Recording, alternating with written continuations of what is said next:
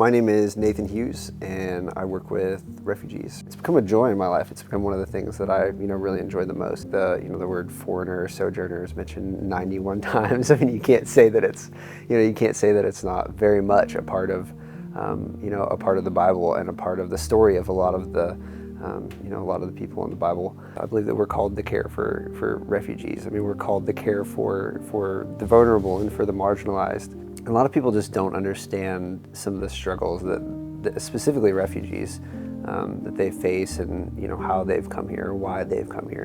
And there's just a lot of misinformation. I get a lot of questions asking, are they legal? Are they taking our jobs? Are they, basically what are they taking from us? Or where are they coming from? Or why are they coming here? The journey to be a refugee, or just to make it to the point that we're seeing them here, is an extremely long process. So they're in their home country, and because of a well-founded fear of persecution, they have to leave. So a lot of them are fearing for their lives or their family's lives, or maybe they've had family members killed, or you name it. They have to leave their country, and then they usually have to wait in a secondary country or a refugee camp for on average 12 years. They can't go back. It's not safe for them to go back.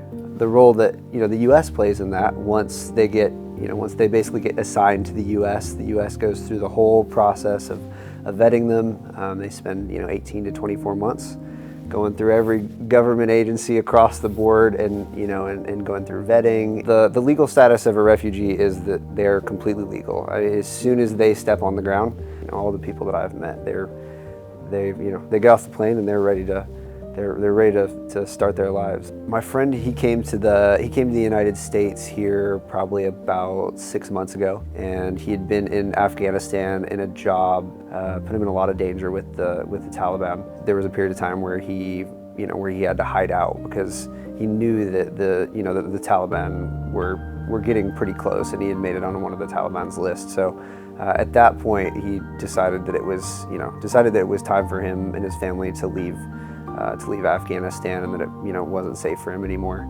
Ended up coming here to the United States as a refugee. Unfortunately, his family is still in Pakistan. Professionally, he's very accomplished. But right now, his biggest concern is getting his family and himself in a place where they can even live and exist. So we have a lot of talks about his faith and about my faith, usually over tea. I mean, the church spends a lot of time and money going out to the nations. The nations are here. I mean, they're your next door neighbor. But on average, a refugee doesn't see the inside of an American household for 12 years because we're not the most communal. We don't just invite people into our homes. I feel like there's a lot of people who, again, just don't understand some of the struggles that that some of their immigrant neighbors are going through.